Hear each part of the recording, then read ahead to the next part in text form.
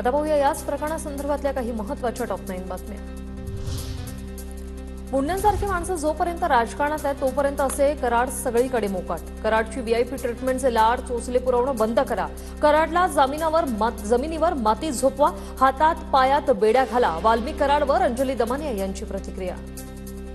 Third class कराडला VIP treatment, third class कराडला त्याला अजूनही स्पेशल चहा, जेवण, त्याला हातकड्या नाही का नाही? मुंडेंच्या राजीनाम्याचा आम्हाला काहीही देणं घेणं नाही। माझ्या भावाला ज्यांनी मारलं त्यांना गोळ्या घातल्या तर त्यांच्यावर बोलू। धनंजय देशमुखांची संतप्त प्रतिक्रिया।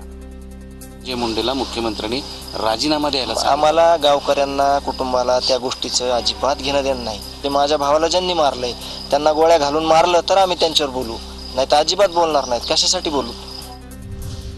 बीडच्या मस्साजोगमध्ये कडकडीत बंद, बाजारपेठही बंद।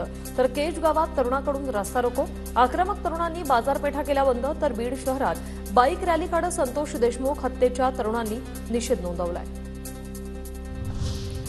छत्रपती संभाजीनगरमध्ये धनंजय मुंडेंविरोधात मराठा आंदोलक आक्रमक।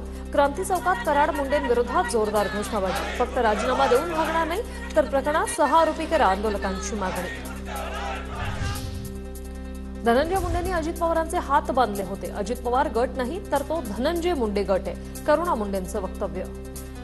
धनंजय मुंडेंनी दादाचे हात बांधलेले होते आणि जे धनंजय मुंडे आहे ते अजितदादा गट नसून धनंजय मुंडे गट आहे, त्याच्यासाठी हात बांधलेले आहेत। परळीतील थर्मलच्या राखेचा काळा बाजार अखेर बंद। शेकडो जेसीबी, पोकलेन आणि हायवा गाड्या असलेल्या ठिकाणी आताही काही वाहन नाही। राखेच्या व्यवहारातून परळीत अनेक अनैतिक गोष्टी सुरू होत्या। बीडच्या केजमध्ये धनंजय मुंडेंविरोधात तरुण आक्रमक। अजित पवार, धनंजय मुंडे, कराडचे फोटो असलेले पोस्टर तरुणांनी जाळले। पोस्टरवर आकाची टोळी असा उल्लेख। बुलढाण्याच्या शेगावात शिवसेनेकडून वाल्मिक कराडच्या प्रतिकात्मक प्रतिमेला जोडे मारत आंदोलन। कराडला फाशी देण्याची मागणी।